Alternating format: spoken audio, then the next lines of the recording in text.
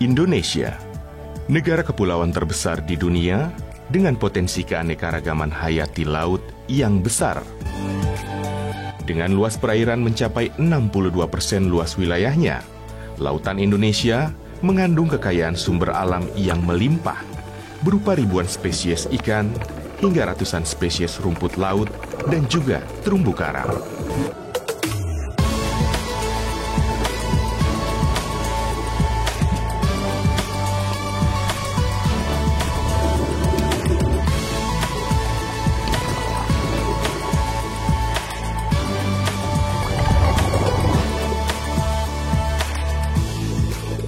Indonesia merupakan bagian dari wilayah segitiga karang dunia dan disebut juga sebagai the Amazon of the Ocean yang tepat berada di bawah perairan Indonesia. Segitiga karang dunia merupakan rumah bagi lebih dari 500 spesies terumbu karang yang menjadi habitat bagi biota laut.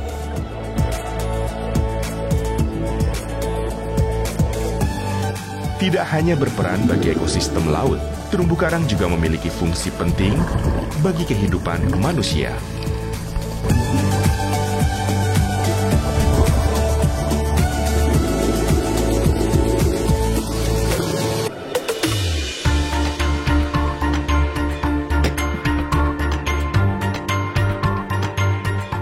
Manfaat ekosistem terumbu karang bagi manusia itu adalah sumber protein bagi masyarakat kita, baik yang tinggal di pesisir maupun yang di kita semuanya.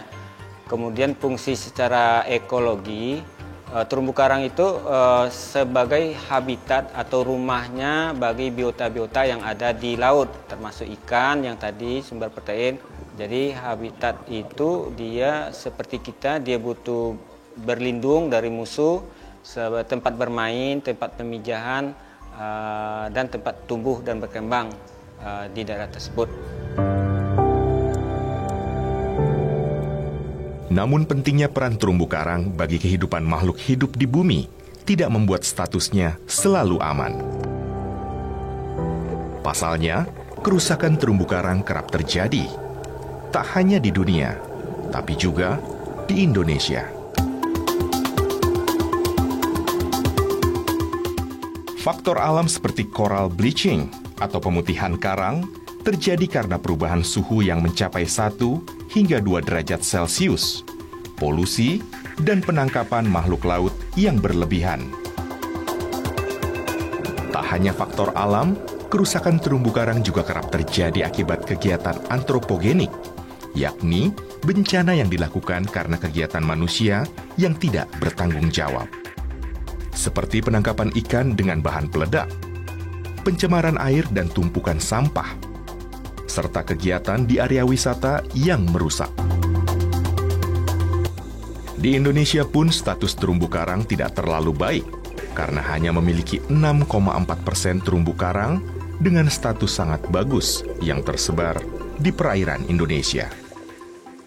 Menurut data The Status of Indonesia Coral Reefs tahun 2019, Indonesia bagian barat memiliki 30,44% terumbu karang dengan status buruk.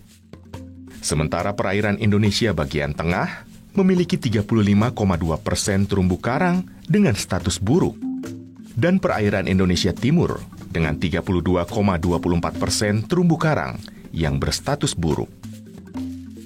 Kasus di Padang ya, 1997 coral bleaching 0%, karang hidupnya 0%. Jadi butuh 19 tahun dia belum pulih. Dari data kita 2014 dia belum full recovery. Jadi menjadi perhatian kita kalau kita merusak karang itu minimal 20 tahun dia belum pulih secara utuh gitu. Jadi untuk memulihkan itu kan memulihkan tutupan karang hidupnya gitu, belum memulihkan ikan apa yang ada di sana, karena tadi rumah ikan kan, rumah krustasea, rumah biota-biota yang lain gitu.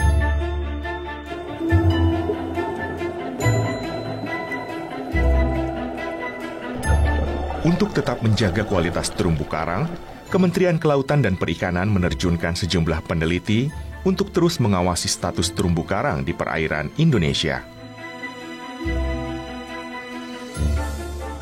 Kalau seandainya kita berharap monitoring, seharusnya kita transek permanen, kita kasih tanda besi awal dan akhir, kemudian ada titik GPS-nya. Jadi tahun depan kita datang lagi, kita sudah memiliki tanda dan lokasi yang benar.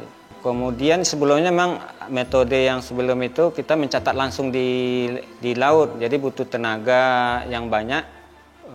Jadi metode yang baru ini kita cukup bawa kamera, jadi penelitinya tidak terlampau banyak kamera, tapi analisa dengan software komputer bisa di kantor kita sepulangnya dari laut. Tidak hanya karena alam dan kegiatan manusia, kerusakan terumbu karang juga terjadi karena penyakit. Di Indonesia penyakit karang outbreak ya istilahnya. Outbreak itu populasi karang itu terdampak oleh penyakit karang itu sudah melebihi batas normal gitu. Kalau ketemu suatu penyakit karang di suatu lokasi yang dilakukan di negara lain hanya jadi ditutup, lokasi itu ditutup kecuali untuk tujuan penelitian. Ini akan sangat penting sekali tindakan ini, manajemen suatu area ini sangat penting. Karena kalau dilakukan penyelaman orang tujuan wisata, nanti dia nyelam lagi di lokasi lain, itu akan menyebarkan penyakit karang tersebut gitu.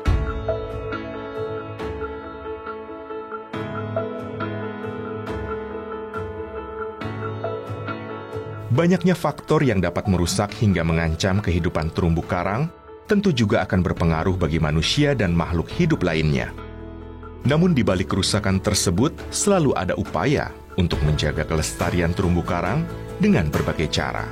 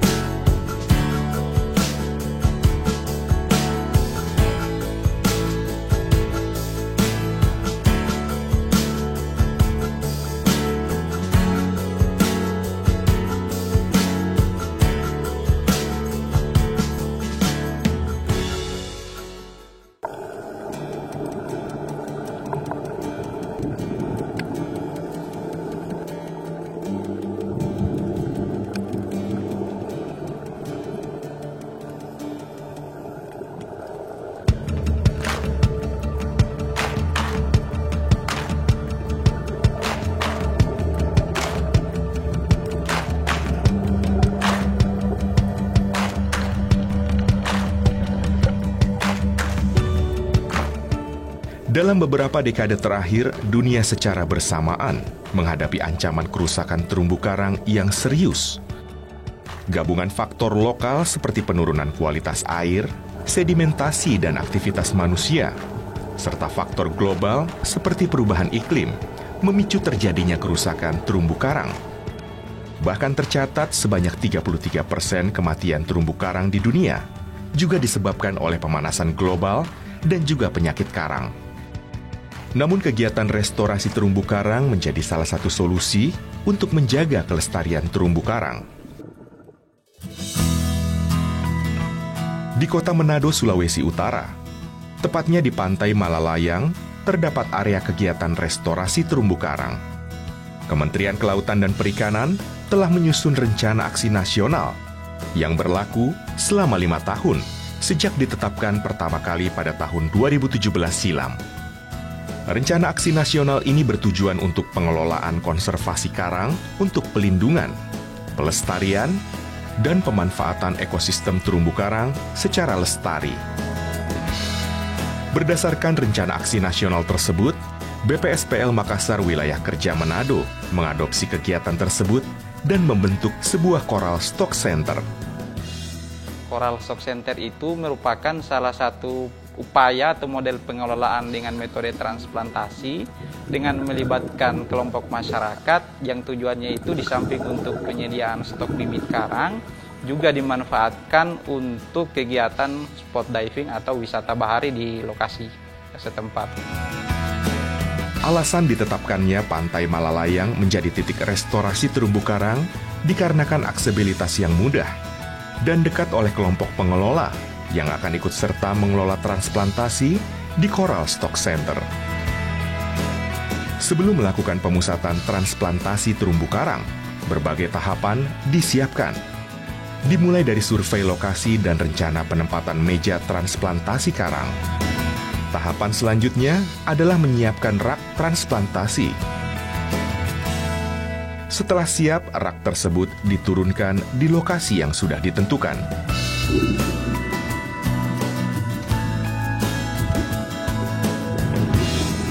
Penanaman bibit karang dilakukan saat rak transplantasi sudah terpasang di bawah laut. Penanamannya dengan cara diikat di substrat yang sudah terpasang di rak tersebut. Dan yang terakhir, proses yang tidak kalah penting adalah monitoring hasil transplantasi. Monitoring pasca penanaman itu adalah kunci penting keberhasilan Coral Stock Center di Malalayang. Untuk 1 bulan pertama itu memang disarankan kalau bisa 1 bulan itu 2 kali. Kenapa demikian? Karena titik krusial dalam proses transplantasi itu adalah di bulan-bulan awal. Kenapa? Karena pertama karangnya itu belum menempel bagus di substrat. Terus yang kedua ada alga atau lumut yang kadang-kadang kalau itu tidak dibersihkan, laju pertumbuhan alganya itu jauh lebih cepat dari karangnya sehingga dia bisa menutupi si bibit transplantasi yang kita tanam. Hasil transplantasi terumbu karang yang dilakukan pada tahun 2015 membuahkan hasil. Dari 95 rak transplantasi yang dilakukan 6 tahun silam itu, kini telah lebih dari 1.000 terumbu karang tumbuh di bawah perairan Pantai Malalayang, Kota Manado. Dibentuknya Coral Stock Center ini pun bertujuan untuk menyediakan bibit karang jika ada kegiatan transplantasi berikutnya dan tak lagi mengambil dari alam. Coral Stock Center yang ada di Pantai Malalayang juga terbuka untuk umum. Masyarakat sekitar Kota Manado ataupun pengunjung yang datang dapat ikut serta dalam kegiatan transplantasi karang atau hanya sekedar menikmati wisata terumbu karang. Spot ini sangat bagus, apalagi kan udah begitu banyak transportasi yang ada, untuk melakukan spot foto sangat baik. Jadi untuk kita juga semua yang datang sini menyelam, bukan juga sebagai penikmat, tapi kita juga patut untuk melestarikan terumbu karang yang ditanam di bawah sini. Selain Pantai Malalayang yang telah sukses dengan transplantasi terumbu karang, Taman Nasional Bunaken masih menjadi salah satu tujuan utama wisatawan untuk menikmati keindahan terumbu karang di Indonesia. Taman Nasional Bunaken memiliki habitat terumbu karang alami yang diisi oleh 390 spesies dan 63 genus. Keanekaragaman karang di Bunaken pun relatif sangat tinggi dibandingkan dengan tempat lainnya. Begitu juga dengan kondisi tutupan karang yang berstatus cukup baik dan sangat baik. Lalu bagaimana Taman Nasional Bunaken menjaga kelestarian terumbu karang yang mereka miliki? Kita ada 40 titik dive spot. Jadi titik penyelaman dan juga untuk snorkeling itu ada 40 dive spot itu. Dari 40 dive spot itu kita lakukan semacam kajian untuk melihat kuota atau carrying capacity. Kenapa kita lakukan seperti itu? Ya, untuk menjaga kelestarian tadi. Jangan sampai misalnya di titik-titik tertentu terjadi kepadatan pengunjung. Akibat kepadatan pengunjung tersebut mengakibatkan rusaknya terumbu karang. Hal lainnya, petugas kami di lapangan juga tetap melakukan monitoring, pemantauan gitu ya, lewat patroli teman-teman yang ada di lapangan terhadap aktivitas wisata yang ada di lapangan. Tak hanya pemerintah, masyarakat juga memiliki peran penting dalam menjaga ekosistem bawah laut dan terumbu karang. Kementerian Kelautan dan Perikanan juga menginisiasi pembentukan kelompok masyarakat penggerak konservasi atau kompak yang membantu dalam konservasi terumbu karang. Keterlibatan masyarakat ini dibekali pendampingan dan pengetahuan tentang teknik transplantasi karang yang baik, pemilihan bibit, monitoring, dan pengukuran karang, hingga pengetahuan terkait teknik saat terjadi coral bleaching, dan juga arus kuat atau ombak yang bisa menyebabkan rak transplantasi di bawah laut terbalik. Karena memang model pengelolaan Coral Stock Center itu sebisa mungkin kita berbasis masyarakat. Jadi dari pihak lembaga pengelola dalam hari ini Balai Pengelolaan Sumber Daya Pesisir Wilayah Kerja Manado itu melakukan pendampingan, inisiasi pembentukan kelompok. Dari masyarakat pun proses terlibatnya pasca pembentukan itu dengan cara diberikan bantuan. Bantuan itu diharapkan digunakan untuk melakukan monitoring dan evaluasi di Coral Stock Center. Salah satu kelompok penggerak konservasi di Pantai Malalayang adalah Mudung Family. Mudung Family merupakan kelompok yang berfokus pada kegiatan transplantasi atau konservasi karang dan bersih-bersih sampah di pesisir pantai, sungai, serta laut. Kepedulian terhadap lingkungan. Kemarin dulu kan cuma sering-sering mandi. Nah, setiap mandi kan kita lihat karang begitu indah, bagus di bawah. Tiket kita kalau mau naik itu kita harus ambil sampah dibawa pulang begitu. Nah, itu jadi kebiasaan dari anggota kelompok. Jadi kalau harus turun, kita menikmati keindahan bawah laut. Kalau balik harus bawa sampah. Karena tujuan kita awal kan membersihkan lautan. Nah, salah satu mencari akar masalah yang kita temukan adalah sungai. Jadi bagaimana proses untuk menjaga lautan tetap bersih? Ya salah satunya memotong masalah-permasalahan. Tak hanya peduli pada lingkungan laut dan sungai, Mudung Family juga kerap mengedukasi masyarakat sekitar untuk menjaga lingkungan agar terbebas dari sampah. Mudung Family juga menginisiasi terbentuknya bank sampah di Kota Manado agar masyarakat dapat langsung berpartisipasi dalam menjaga lingkungan. Tak hanya Mudung Family, komunitas Manado Underwater Association juga turut serta dalam menjaga Laut Manado dan terumbu karang yang ada di Pantai Malalayang. Kita sering kali bersosialisasi dengan masyarakat, kita bersama-sama masyarakat, dan disitulah kita saling bicara, saling memberitahu gimana kehidupan dalam laut juga, dan gimana juga masalah sampah rumah itu.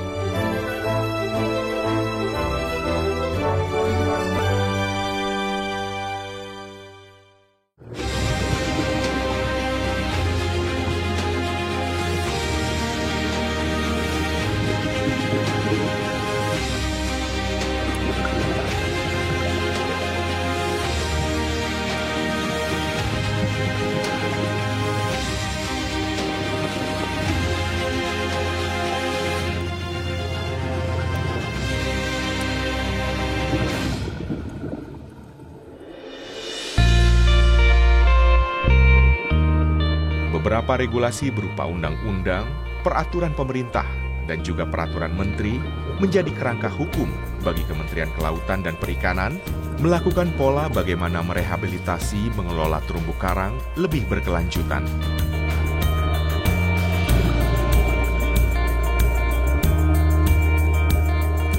Seluruh upaya restorasi yang dilakukan pemerintah dan masyarakat tentunya memberikan dampak kepada ekosistem dan kelestarian terumbu karang di Indonesia.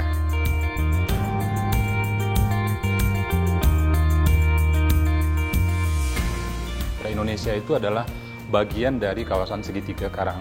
Nah, di kawasan inilah yang memiliki keanekaragaman hayati terumbu karang yang sangat tinggi sekali. Nah, ini memang harus dilestarikan karena di samping untuk terumbu karang ini sebagai kawasan untuk yang kita sebut adalah nursery ground atau daerah pemijah, juga termasuk daerah pemijahan. Di dalam konteks perikanan itu mereka mungkin untuk beranak pinak di sana dan besar di sana gitu. Dan kebanyakan juga fase hidupnya juga ada mungkin yang besar, lahir besar di kawasan terumbu karang. Nah, itu perlu untuk dilestarikan.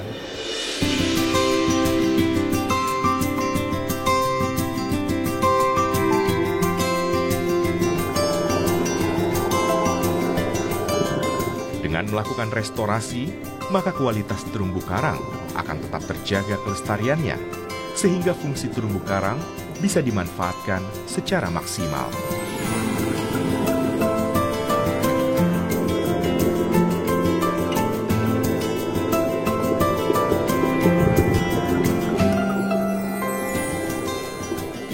Fungsi-fungsi yang kita juga di Departemen Kelautan mendorong hal tersebut seperti biofarmakologi, bioteknologi untuk itu baik untuk kecantikan, kosmetika dan juga untuk pengobatan. Nah, ini yang kita dorong juga untuk kawasan tersebut. Nah, juga upaya-upaya misalnya dengan menjadikan itu sebagai destinasi wisata, itu juga salah satu hal yang berfungsi dengan baik.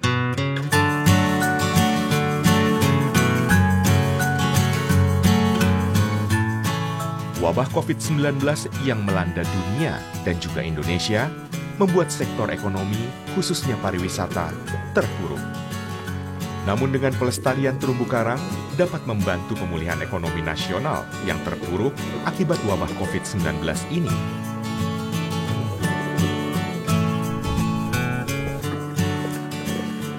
Pemandangan karang yang indah dikelilingi oleh biota laut menjadikan terumbu karang sebagai destinasi wisata spot diving dan snorkeling yang baru.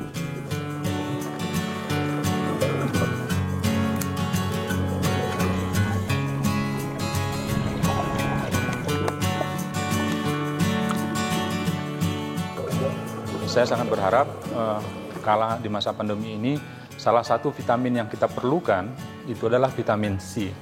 Vitamin C itu artinya SEA, itu vitamin untuk melihat laut. Nah, laut itu juga memberikan bisa sebagai self healing gitu. Jadi sebagai penyembuhan untuk dalam COVID-19. Jadi saya berharap kita jaga terumbu karang kita karena terumbu karang ini tidak saja penting bagi biota laut tapi juga penting bagi kita.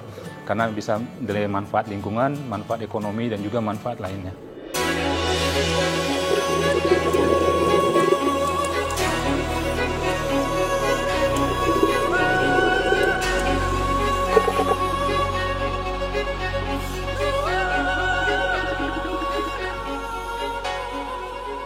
Dampak lainnya yang sangat nyata dirasakan dari hasil kegiatan transplantasi adalah sumber bibit yang baru yang setiap saat bisa diambil dan ditanam lagi di lokasi lain.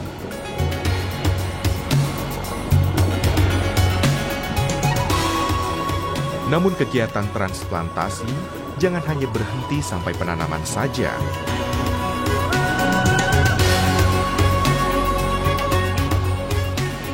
Bibit terumbu karang yang sudah ditransplantasi harus tetap diawasi agar proses pertumbuhannya dapat berjalan dengan baik.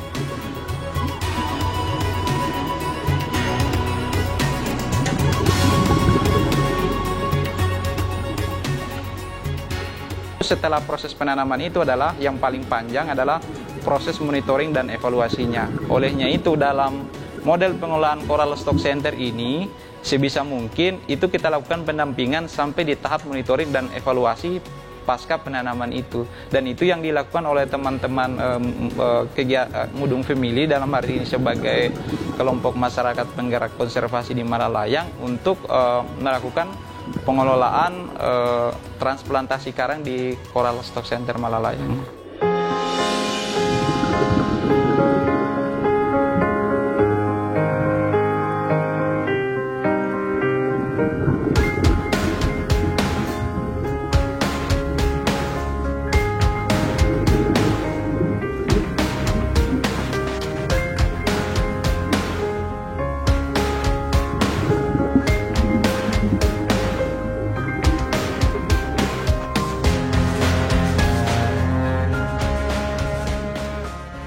Kalau untuk monitoring kita lakukan sekarang kan sudah tertransplantasi. Jadi setiap 2 minggu sekali harus turun. Ya, kalau untuk saat ini kita hanya membersihkan karang dari lumut, pembersihan itu, kemudian pengecekan karang yang sudah mati langsung diganti.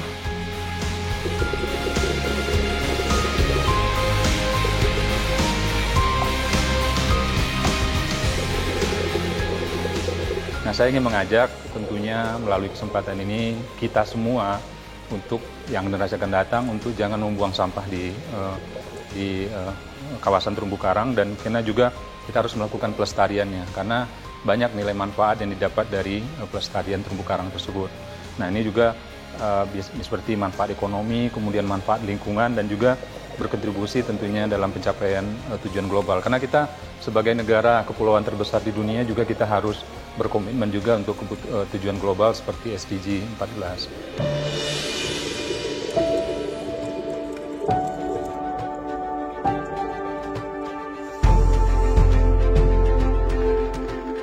Keindahan pesona terumbu karang tak hanya berfungsi sebagai objek wisata belaka. Namun, kumpulan terumbu karang di seluruh perairan Nusantara ini memiliki fungsi ekologis yang luar biasa.